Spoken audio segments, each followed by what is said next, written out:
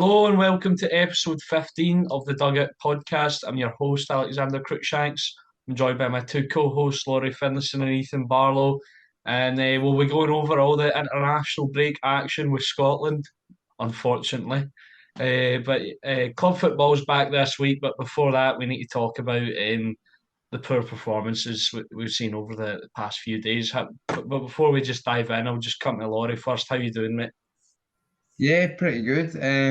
Of course, maybe a wee bit deflated um with the international break as it was. I mean, we're not in a great run of the country. We'll get into that a little bit later. But personally, I'm doing all right. Good to hear. And Ethan, how you doing, mate? Yeah, good, good. Yeah, not the best international break as we've got used to recently. But I'm doing well. How's yourself? I'm not bad. I'm not bad. Yeah, like you said, it's not been a great international break, but Scotland doesn't. It's just come to a point where not expecting anything, so it doesn't really ruin my day or whatever. But not great. But anyway, we'll just dive right in to Hampden on Thursday night. Scotland took on Poland in the first game of the A section of the Nations League. They were defeated 3-2, two penalties in there for Poland. And it was a weird game to watch because I thought Scotland were the better team, but they just shot themselves in the foot. Laurie, you were there. Just give me your thoughts on it. I think first and foremost, that's a very accurate description of the game, Alex. We really did shoot ourselves in the foot. I mean, Poland weren't bad, but they certainly weren't any better than we were. In the stadium, it felt like they effectively scored off three counter attacks. Yes, two of them were penalties, but it was literally catching us on the break and it just killed it. I mean, the first penalty, again, it seems kind of avoidable. And then Tony Ralston, who I know has been a bit of a target, maybe an easy target for some Scotland fans, but Tony Ralston doesn't need to slide in. Um, and by the way, Alex has this way of reacting there. I'm not saying he's good enough for Scotland, but there's not much Tony Ralston can do about putting it in. And then, the second goal, well, defensively, just who are kind of maybe even quite similar to the goal we conceded, the equaliser against Portugal on Sunday. We'll get to that in a minute. It's the same sort of thing where everyone kind of backs off, and then it becomes almost shoot on sight to Angus Gunn, and then there we bring it up before we get to the minor points about Scotland. There we bring up Poland's third goal, the second penalty. Grant Hanley, 0-D. And I had basically a perfect view of that second penalty. Grant was basically right in line with it. I mean, I'm gonna, sit in the north stand at Hampden, and the ball is 100% going out. What's he thinking? I'm sorry to jump in, but there's no need for him to do that. No No need need. at all.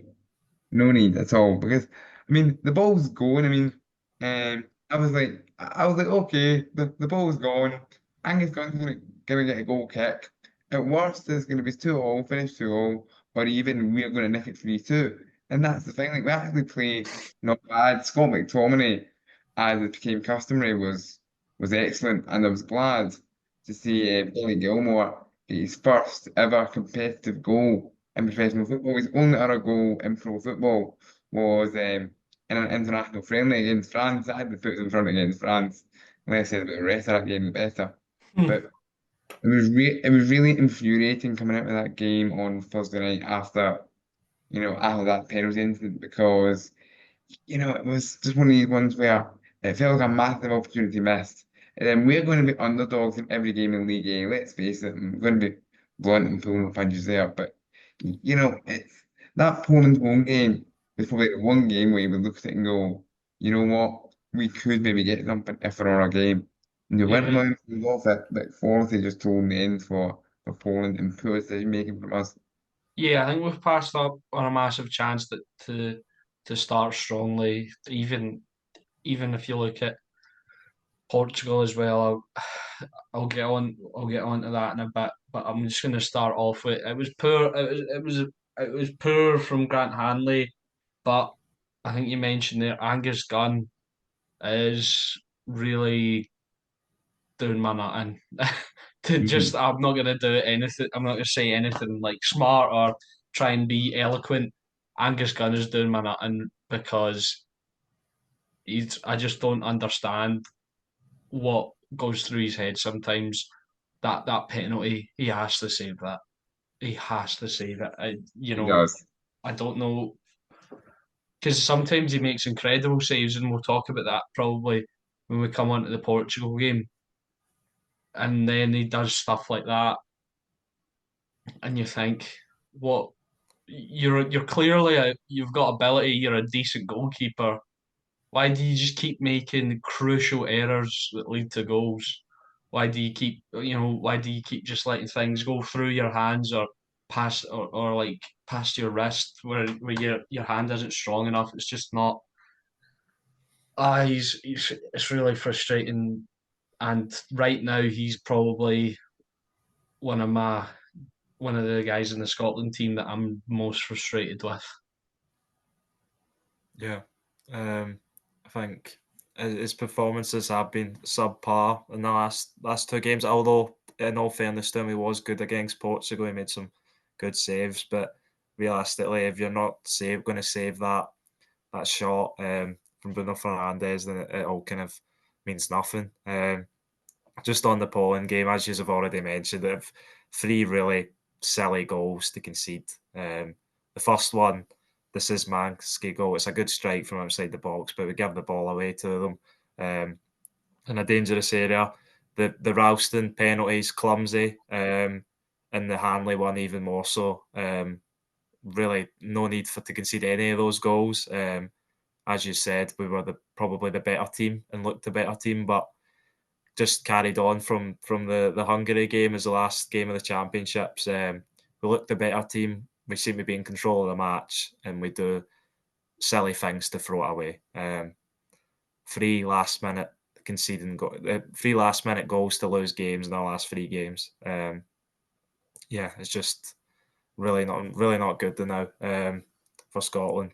And yeah, something needs to change because there's only a few players that you could maybe say are pulling their weight in that squad.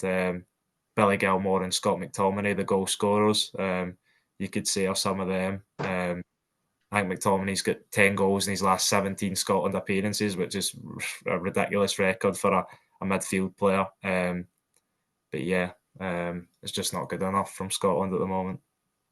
No, definitely not. Um, yeah, there's not many players you could say are pulling their weight, like you said. We'll just pop on to Portugal. Took the lead early on. Scott McTominay again mentioned his goal record there. Great run from him. The Portugal defence static. I was talking to you, Laurie, during it, and saw a replay. And they were trying to. Well, I think they tried to step out. Ruben Diaz was trying to hold the line to mark people, and Ruben Diaz was actually ended up the one that was playing him on. McTominay makes a run round the back, heads it home, and you can't believe it. We're beating Portugal. It's brilliant. From then on, it was just backs to the wall. Really tough watch. Actually, it felt so long watching it. Like 5 minutes past. You know those games where 5 minutes pass by and you feel like it's an eternity. It's really tough to watch. I think for the majority of the game, we defended really well. We obviously, I put in a couple of good goal saving challenges. Scott McKenna in particular, I thought was really good in the middle, winning a lot in the air, getting across, stopping dangerous balls from coming in. But eventually, we're undone by a weak-footed 25-yard strike that goes to the gloves of Angus Gunn, and he just palms it into his own net. And then obviously later on in the match, Cristiano Ronaldo scores his 901st goal. Poor defending for that as well, I think. And you know, it's shooting ourselves in the foot again. Portugal were by far the better side, right? Angus Gunn made some excellent saves. We defended we defended our hearts out. We really, really put a lot into that game, but it's just so frustrating where you're inch perfect for that whole time, and then Gunn does that, and then after that he's making brilliant saves, but then the defence, who's been brilliant the whole game, goes and does that. Obviously, Portugal are a great side, but you can't keep making these mistakes, and they're not getting away with it, and Scotland are getting punished for it. And I don't know if it's a managerial issue. I think I'm going to bring that up because it's been debated. What is it? One win in our last 14.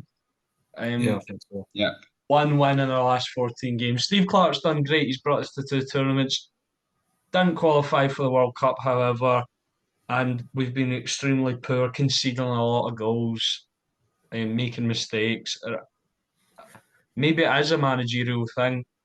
Um, there's a few candidates that have been sort of floated about. David Moyes for one.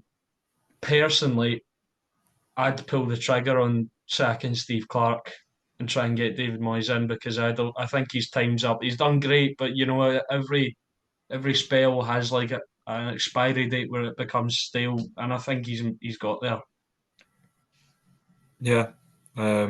Laurie, do you want to have your say on that? Okay, I'll go first as the psychologist, if you will. And thank you for Gavin Wallace for coining that phrase when Steve Clarke left Kelly. But it's one of these things where, as you said, Alex, Steve Clarke has done incredibly well, and he's done something that no manager in over 2 decades managed to do with the Scotland national team. And he's done it twice. We've obviously got 2 tournaments, narrowly missed out on the World Cup. And I wanted to believe if circumstances were different in the world and the World Cup playoff was able to have been played when it was actually scheduled to be played, I would have done it. But that's hypothetical, right? But he's got his 2 tournaments, none of them missed out in the World Cup, and got us promoted both to League B of the Nations League, and then in League or no, in fairness, were we in League B when Clark came in? Maybe. Did I McLeish think we manage were in that? League Two. Aye, that was the one thing McLeish managed, but still got us promoted to League A, which granted we are not at the level for, and that's something that we do need to remember. And we've kind of seen that over, the last few games and the friendlies against the likes of France, Holland, and even the 50th anniversary game against England. But has Clark gone stale? I mean, it's hard for me to say. Personally, I wouldn't pull the trigger, but I can understand what fans are saying. And in the first moment where I started to even consider it was actually after the Hungary game when Steve Clarke makes a very uncharacteristically ill-informed comment about a match official that I'm not necessarily going to repeat on air. But that was very unlike him, and you could see that that was him starting to clearly feel the pressure, and there is real pressure on him. And as for David Moyes, if he was to come in, I would be happy for David Moyes. I was very much wish him well, and he certainly is the best candidate on paper. But I'm not entirely sure there would be too much of a difference. I know myself and Alex have discussed it. I'm happy for you to give your piece in a minute. But other than Moyes, I'm not entirely sure who the next best candidate would be. Or in all seriousness, it would probably be Derek McInnes, the Awful Command manager now, and kind of close to my heart, which fine is what it is. But at the same time, I kind of think if he were to be appointed, it wouldn't exactly be popular. So other than David Moyes, is there anyone else that the Tartan Army would actually accept being their boss? Yeah, I don't know. I don't think there is many candidates that maybe is possibly the saving grace for Steve Clarke at the moment. As you said, he's done some great things for Scotland.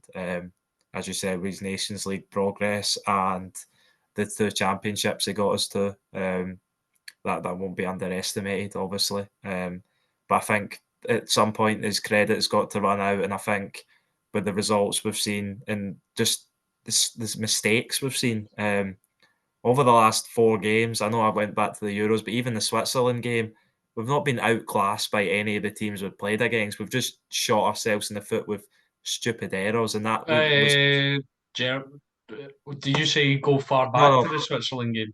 yeah, just the Switzerland game, Oh, not right, okay. I Germany. was about to Germany, say, Yeah, okay. yeah. Yeah. sorry. No, Sorry, I no, was about Germany to say. just outclassed us. Germany just outclassed us. But I'd say most of the teams in Europe now, you've seen us go toe to toe for a lot of the game with Portugal. Obviously, Portugal probably weren't playing at their best, but we defended well. And on another day, we could have won that match and maybe got a point, but we didn't. Um, Obviously, we've beat in the last qualifying campaign. We beat teams like Spain and Norway, who are no mugs, as we've seen with Spain. I know that was a long time ago, but we are capable of really going toe to toe with these teams, and we're just not, which makes it more annoying because you can see we've got the players there to kind of compete with the upper teams in Europe for the majority of a match, and just 1 minute of each match is just throwing it away. Hmm. And that's why you can see the potential. We've got the potential to qualify for a World Cup, but if we don't have the right manager in place and don't have the right setup in place, then we won't. Yeah, I think it could be a case of, we didn't know what we had until it was gone. That could happen with Steve Clarke.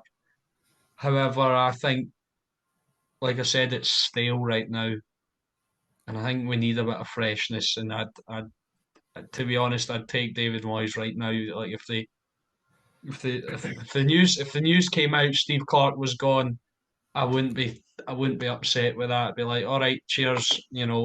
Who's next? What can we do? Because we have got a good group of players, and on paper, David Moyes is a better manager than Steve Clarke as well.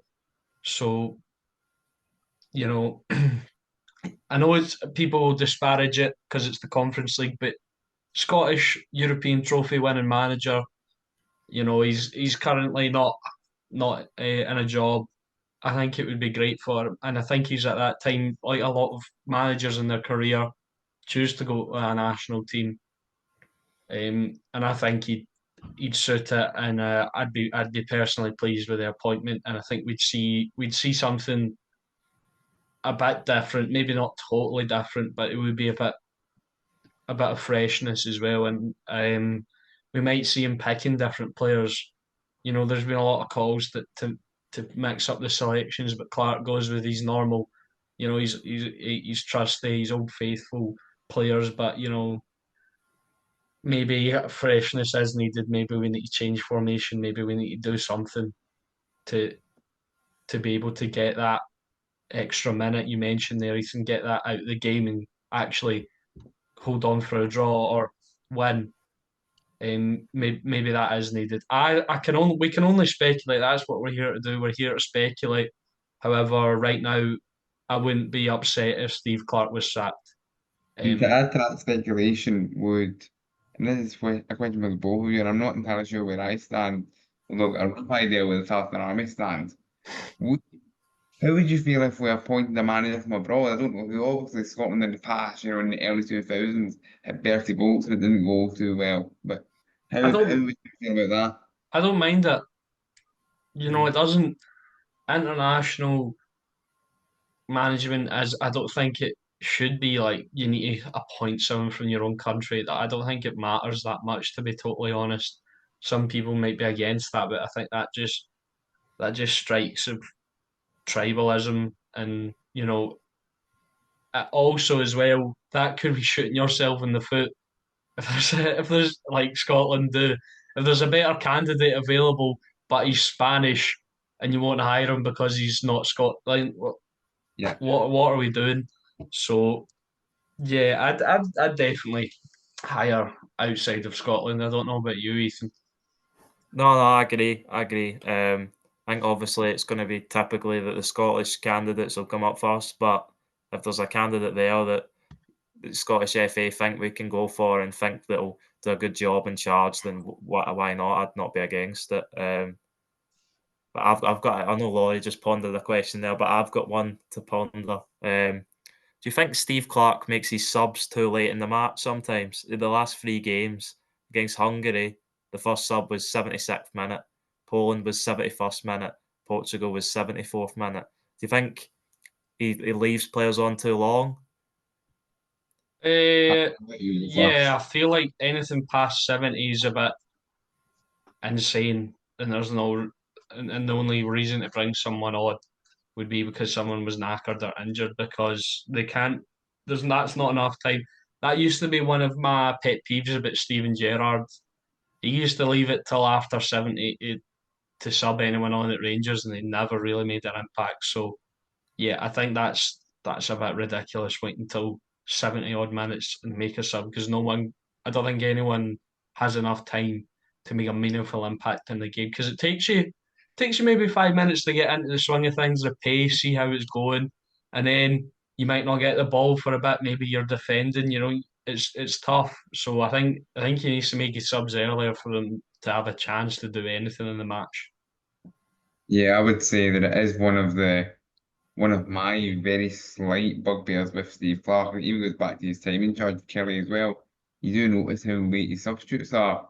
And I mean something that works, like I get it to an extent. It's his argument will be is he wants to have faith in his players and all that, and faith in what he's selected. But sometimes and we're not talking changing drastically, we're talking make the sub after an hour, say, rather than after 70 minutes, or yeah, I mean, and again, maybe sticking with the command theme briefly, it really hit home with me how late Steve Clarke was with his subs when well, Steve Clarke's former assistant both at Kilmarnock and briefly at Scotland, Alex Dyer took the Kilmarnock job because believe it or not, as poor a manager as he was, good guy mind you, he was even later with substitutes than Steve Clarke was. He would sometimes be closer to 75, 80 minutes. And when you think about it, he was one of the main reasons we got relegated. But I mean, it's clearly something that Steve Clarke is quite strong on, and it's been kind of passed down. His coaching team. I don't know whether John Carver would do the same if, God forbid, he was managing a team. We know how he did at Newcastle, or if again, Stephen Naismith, formerly of the coaching setup, was to somehow be back in managing would it go the same way? But it's clearly something that Steve Clarke's quite strong on. Yeah, I think I agree. I think the substitutions have got to be made earlier, especially the three substitution windows against Portugal were 74th, 87th, and 91st minute, where when it's a backs to the wall performance, Portugal have all the ball. You've got to do all that running and hard work off the ball, and players are going to get tired. And you see that the lack of closing down for the likes of Bruno Fernandes and stuff like that, where I know the Bruno Fernandes goal was probably earlier than you'd make subs, but that shows that the players are fatiguing, and that's maybe when you go right, bring someone else on because he has got a good squad there, a good squad of players um, to make substitutions, and he's just choosing to do them later on. Yeah. Yeah, definitely. So really, I think it's one of the strongest squads we've had in a while. And uh, well, on I think everyone could tell that I don't want him there anymore. Yeah. I feel like David Moyes would do better, but I feel it's been a quick one today. I don't know if you get anything else to add, boys. Not really, What no. anything you want to add, Laurie? Or just maybe one more very quick point about, the Scotland squad. Of course, we've had, really injury problem, of course. Nathan Patterson's out. Aaron Hickey appears to be out for the season. Obviously, with like a Tony Ralston playing and a few others. And of course, some of that's not ideal. But you notice that in these last two games, Steve Clarke has, maybe also because Kieran Tierney's not there, has, deviated from his favoured back three system and into a back four. Do you think that's made any sort of difference at all over these two games No, and towards the end of the Euros? no. I just Yeah. think I don't know what he's. No, to be totally honest, I just don't think. I think he's timed up, and I think if he tries anything, he's made it so very clear that he's got his way. And I think if he tries anything, it's half-hearted, to be totally honest. So, Yeah, I mean, he is quite stubborn, Steve Clarke, and I know that I'm not going to hype that. He is quite a stubborn yeah, guy. So Edo was someone who would rather make subtle changes than make wholesale ones. Like, I mean, we all went a bit mental when they announced the same team um, on on Sunday, but that's just typical Steve Clarke. That, to be honest.